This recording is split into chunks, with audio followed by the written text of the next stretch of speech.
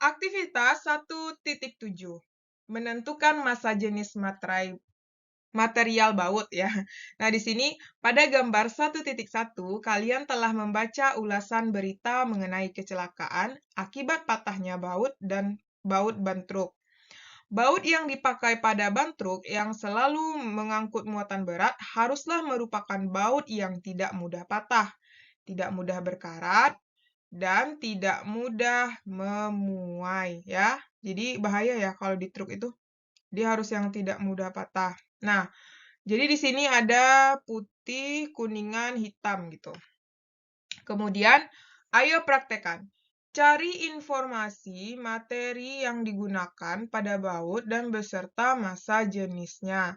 Buat baut yang bisa direkomendasikan untuk digunakan pada ban truk adalah, nah, baut yang bisa digunakan untuk ban truk itu adalah bahan yang paling bagus itu adalah baja hitam ya. Nah, yang ini, baja hitam. Ini yang paling bagus, oke? Nah, coba amati gambar 1.1. Terdapat beragam baut yang ditampilkan dalam berbagai warna. Warna tersebut menunjukkan jenis material bautnya. Terdapat macam-macam jenis baut yang memiliki warna berbeda dalam beragam ukuran. Baut yang berkualitas tentu memiliki nilai ekonomis yang lebih tinggi. Jadi yang ini paling mahal ya, paling mahal. Nah, sehingga terdapat kemungkinan untuk adanya pemalsuan. Kali ini, kalian akan berlatih bagaimana cara mengetahui material baut. Kalian perlu menyediakan 3 sampel baut berbeda warna dan ukuran untuk memastikan jenis materialnya. Kalian dapat melakukan percobaan sederhana. Ikutilah langkah-langkah berikut. Jadi kita mau mengecek baut itu asli atau tidak. Kadang-kadang nanti dikasih warna aja ya, padahal bahannya nggak sesuai dengan yang asli gitu. Nah, kita lihat observasi. Pada gambar 1.1, berdasarkan pengamatan kalian pada baut, besar turunan fisika yang dapat digunakan untuk mengetahui jenis baut, cari tahu persamaan besaran turunan yang dapat digunakan untuk mengetahui jenis baut. Nah, untuk mengetahui jenis baut, itu kita menggunakan rumus massa jenis, ya. Massa jenis. Nah, di mana itu adalah Rho sama dengan massa dibagi dengan volume. Nah, jadi kita bisa menggunakan rumus massa dibagi volume. Nah, di mana untuk jenis baut hitam itu ya, baut baja hitam, kalau kita cari di Google, itu massa jenisnya sekitar 7850 kg per meter pangkat 3. Jadi, kalau kita mau ngecek, apa namanya tuh, nilainya ini, kita menggunakan rumus massa jenis, oke? Kita lanjut nomor 3. Untuk mendapatkan besaran fisika yang disebutkan pada nomor 1, besaran apa saja yang harus diukur? Nah, yang bisa diukur itu adalah massa, ya, dan volume. Di mana massa itu kan lambangnya M, volume itu V. Oke? Nomor 4. Dengan mempertimbangkan wujud baut tersebut, alat ukur apa yang dapat digunakan untuk mengukur besaran yang disebutkan pada nomor 2? Jelaskan bagaimana kalian mengukurnya. Nah, kalau misalnya kita lihat di sini, kalau untuk mengukur massa, kita bisa menggunakan neraca. Neraca atau timbangan.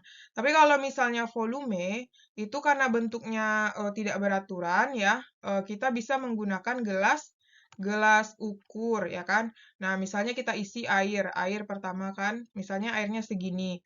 Nanti terus kalau misalnya kita isi apa? Bautnya, misalnya gitu kan nambah tuh. Nah, berarti ini adalah kenaikan air ini adalah volume dari baut. Oke? Nah, sekarang kita lanjut bagian klasifikasi. Dalam praktikum ini, kalian perlu mengetahui hubungan sebab akibat yang terjadi ketika kalian memberikan perlakuan kepada ketiga baut. Hubungan sebab akibat itu bisa disebut dengan variabel. Nah, yang soal kelima itu, apa yang diubah-ubah atau variabel bebas pada praktikum ini. Nah, yang dirubah-rubah pada praktikum ini adalah bautnya, di mana yang terdiri dari massa baut, dan volume baut ya. Kemudian, dalam praktikum terdapat besaran yang nilainya harus sama ketika pengukuran dilakukan pada ketiga baut tersebut, yaitu disebut dengan variabel kontrol. Nah, variabel kontrol. Nah, besaran apa sajakah itu? Variabel kontrol itu adalah volume volume, kan kita mau mengukur dengan gelas ukur tuh, berarti kita harus menetapkan volume awal air dan jenis airnya. Kalau airnya air putih semua, berarti putih semua ya. Kalau merah, merah semua gitu. Oke? Nah, soal nomor 7, besaran apa saja yang ikut berubah karena adanya variabel bebas? Besaran ini kita sebut dengan variabel terikat. Nah, tadi kan variabel bebas itu adalah massa jenis, massa dan volume. Nah, sedangkan yang berubah itu adalah berarti kan yang berubah itu disebut dengan variabel terikat. Nah, kalau variabel terikat ini dia adalah massa jenis, oke? Nah, massa jenis baut, di mana baut yang kita gunakan nanti kan baut yang digunakan ada baut itu baut apa namanya putih yang kita ukur kan, putih, kuning, dan hitam. Oke.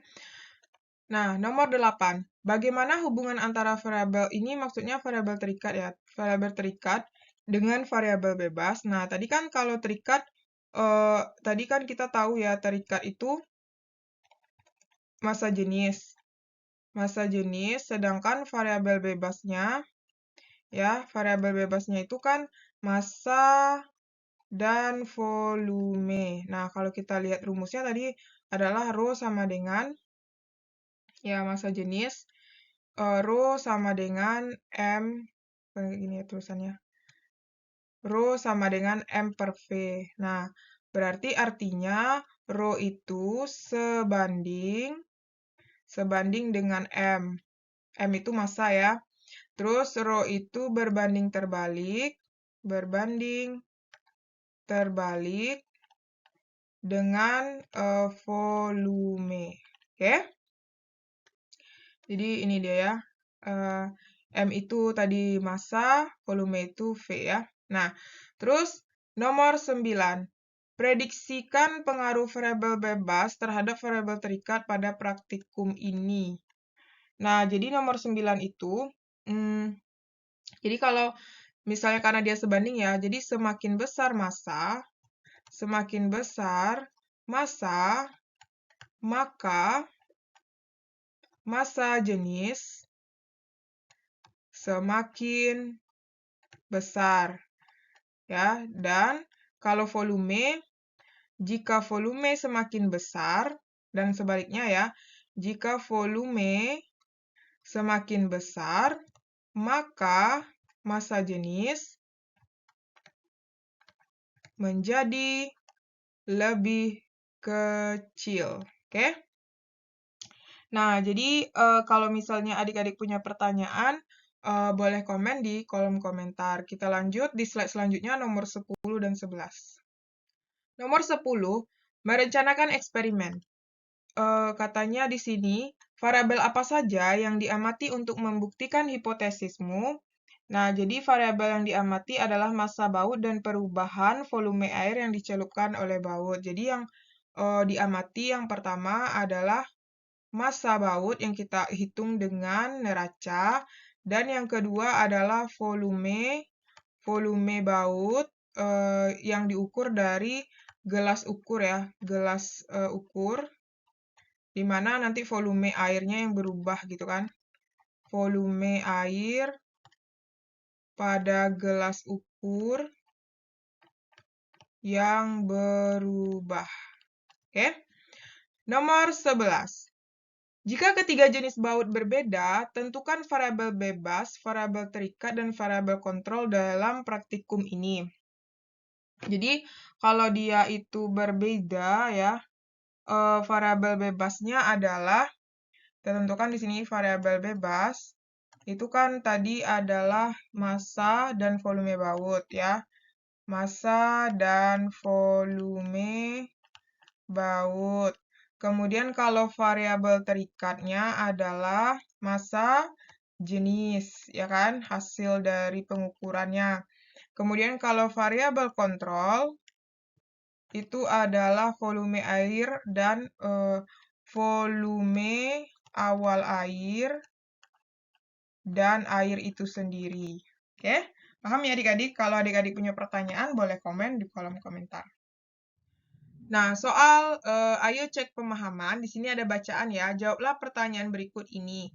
Bacaan untuk pengerjaan nomor 1 sampai dengan 5, bacalah cuplikan berita berikut. Jadi pasti adik-adik udah baca ya, langsung kita ke pertanyaannya. Kesalahan pengukuran yang disebutkan pada paragraf ketiga, berarti 1, 2, 3, berarti ini ya. Termasuk dalam kesalahan pengukuran akibat. Nah, kita baca ya. Menurut dia, ada banyak hal yang menyebabkan timbangan pedagang tidak sesuai dengan standar nasional. Di antaranya, cara pemakaian yang tidak tepat, ya, dan lain-lain. Tentu ada juga yang sengaja diakali. Tapi mayoritas yang dibawa ke sini karena faktor alam, yaitu karatan, sehingga keseimbangan berubah melewati batas toleransi selisih sebesar 20 gram untuk timbangan 5 selisih sebesar 20 gram untuk timbangan 5 kg ujarnya. Nah, jadi di sini kesalahan yang terjadi itu adalah kesalahan sistematik ya. Sistematik. Kenapa? Alasannya adalah karena kesalahannya itu adalah kesalahan dari alat yang jadi ini adalah kesalahan dari alat ya. Kesalahan dari alat. Nah, makanya disebut dengan kesalahan sistematik. Oke? Soal nomor 2, kesalahan pengukuran yang disebutkan pada paragraf ketiga, kalimat pertama termasuk dalam kesalahan pengukuran akibat. Nah, tadi kan kalau ini ya tidak tepat, berarti itu adalah kesalahan sistematik. Karena kalau tidak tepat itu berarti ini ya berarti ini berhubungan dengan kesalahan dalam kalibrasi. Jadi ini tidak tepatnya berhubungan dengan kesalahan kalibrasi pada titik 0. Next, nomor 3. Pada paragraf ketiga, kalimat ketiga disebutkan bahwa kesalahan akibat faktor karatan menyebabkan keseimbangan berubah melewati batas toleransi, selisih sebesar 20 gram untuk timbangan 5 kg. Artinya persentase ketidakpastian relatifnya adalah. Nah, jadi untuk menentukan ketidakpastiannya itu kita mengukurnya adalah, ini kan 5 kg ya, berarti ini 20 gram. Nah, berarti jadinya kita ambil 20 gram, ini kita rubah ke dalam gram, itu kan jadinya 5.000 gram ya. 5.000 gram, berarti 20.000 per 5.000 gram dikali dengan 100%. Oke? Untuk mencari persentasenya ya. Nah, ini coret berarti dapat 2 bagi 500, 0,004 kali 100%. Itu dapat adalah 0,4% ya. Sehingga jawabannya adalah yang B. Oke? Soal nomor 4. Seorang membeli telur sebanyak 5 kg. Kemudian dengan harga per kilogram adalah 24.000. Telur tersebut ditimbang dengan menggunakan timbangan yang berkarat seperti yang dijelaskan pada soal nomor 2. Maka kerugian yang ditanggung pembeli akibat kesalahan pengukuran tersebut adalah, nah, jadi caranya itu adalah persentase, berarti persentase apa namanya, kesalahannya tadi itu kan 0,4%, berarti 0,4% ya, dikali dengan 5, dikali dengan harganya, 24.000. Berarti ini nanti dapatnya adalah sekitar 0,4 per 100 kali 5 kali 24. Ini 24.000 ya. Nah, ini coret, habis 2. Berarti ini sisanya tinggal dikalikan 0,4 dikali 5 kali 240 itu dapat adalah 480 rupiah. Jadi, kerugian yang ditanggung pembeli akibat kesalahan tersebut adalah 4.800. Oke? Next, nomor 5. Kalian adalah seorang pedagang sukses. Kalian telah memahami konsep pengukuran dalam fisika. Bagaimana kalian harus bersikap terkait pengukuran? Jelaskan alasan kalian. Nah, jadi kalau sikap kita itu harus menerapkan prinsip. Jadi sikap kita adalah menerapkan prinsip fisika dalam pengukuran ya. Menerapkan prinsip fisika dalam pengukuran, oke? Dalam pengukuran. Nah, alasannya supaya dagangan kita itu alasannya supaya kita tidak merugikan, supaya kita itu tidak merugikan konsumen gitu ya. Tidak merugikan konsumen, dan kita menjadi pedagang yang